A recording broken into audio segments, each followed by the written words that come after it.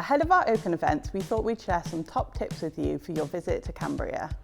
We recommend you book a place at open events ahead of your visit. To do this, you can do it on our website. Make sure you pick up one of our course guides, which contains information on all our courses and what you can expect from joining us here at Cambria.